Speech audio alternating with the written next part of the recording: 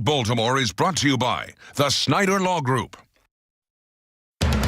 Live from WBFF in Baltimore, this is Fox 45 Morning News. Welcome back to Fox 45 Morning News. Coming up on 7:30, I'm Patrice Sanders. And I'm Tom Rogers. Traffic seems to be moving there. Some of the roads definitely dried out after we had a little bit of a sprinkling earlier this morning, but it looks like it's going to be nice and warm this Thursday. That's what Jonathan is saying. We have your traffic and weather together. We do it every 10 minutes. Yeah, Candace Dold has a issue, though, that she's getting you around with Traffic Jam Jimmy. Jonathan, let's find out exactly how much rain we are expecting to get today. Yeah, the rain that we had this morning, or that we've been having, is gradually moving south and east. In Baltimore now, reducing to some sprinkles. The rain now over mainly the eastern shore, better to Chestertown, where our rain was coming from. There's still a shower up around Eldersburg and Randallstown, but it looks a lot better. And things actually will be drying out, as you see here, into this afternoon. That's where our air is coming from the drier north and west. I'll take you hour by hour through the forecast coming up in just about 10 minutes.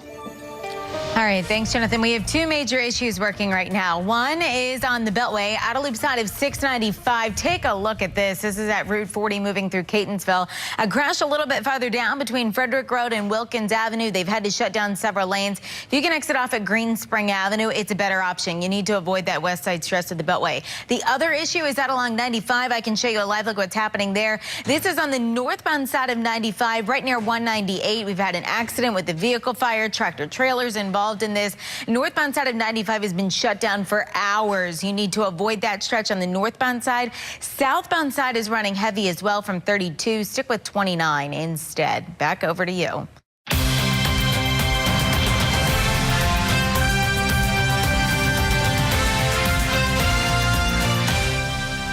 We are looking closely into the matter. Those words coming from the U.S. Department of Education press secretary following a series of Project Baltimore reports into how hundreds of millions of dollars in taxpayer money are awarded to charter schools every year. Well, Project Baltimore's Chris Papps continues to follow the money, asking how a city charter school won $1.5 million federal grant and then shut down. The idea of charter schools has taken off in America. Meant to foster new ideas in education, and they receive tax dollars based on student enrollment. But they have more freedom to spend that money than traditional schools. And this investigation is asking the question, is that freedom coming with enough accountability? No one talks about 990s. Few people even know what they are.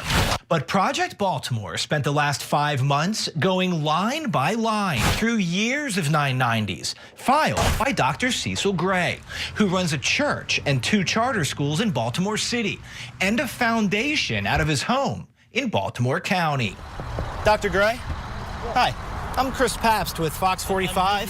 What we found inside those 990s, in part, is why we spent weeks trying to track down Dr. Gray. We've been trying to get a hold of you. 990s are financial statements nonprofits file with the IRS every year.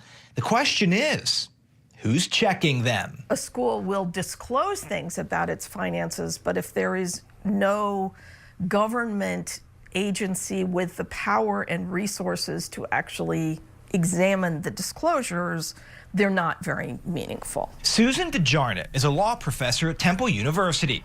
For the past 15 years, she's been writing extensively about oversight and accountability of charter schools. One of her topics, 990s. Somebody's got to look at this stuff. Her city, Philadelphia, has around 80 charter schools. DeJarnett says at one point, 19 were under federal investigation. She believes if local school boards and other authorities looked for red flags in a charter school's 990s, that could reduce the number of investigations, which are expensive. I certainly would never say all of them were criminal. That's absolutely not true. Millions of questions for all of these other people. Dr. Gray. Did you hear me? Dr. Gray. Did you hear me? I sure did, you guys sir. No, sir. Wait, that was Dr. Gray last June when the Baltimore City School Board voted unanimously to deny his application to open NACA 3, a charter school in West Baltimore. Be non-renewed and that the school close. In January, the board voted 8-1 to shut down his first school in Northeast Baltimore. And while all this was happening, listening, Dr. Gray's school was collecting a $1.5 million grant from the U.S. Department of Education. Dr. Gray, can you answer just a few of our questions? We've been trying to get a hold of you.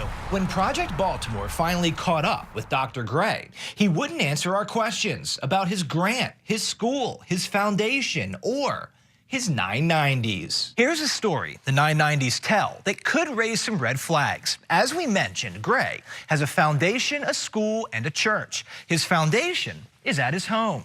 His school is at his church. He runs all three. Now, the money that goes to his church, we can't see. Churches do not have to file 990s, but his school and his foundation do. And here's part of what we found. Foundations generally rely on donations, but from 2008 to 2017, Gray moved nearly $1.4 million from his schools to his foundation, nearly all its funding, with a stated mission to support development of educational programs and institutions. But almost all of the foundation's money, about 90%, is paid out in salaries.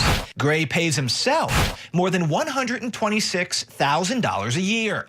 He pays his employees very well. In 2017, the year he won that $1 million grant, Gray's foundation paid its secretary-treasurer nearly $57,000 for 1 hour of work a week.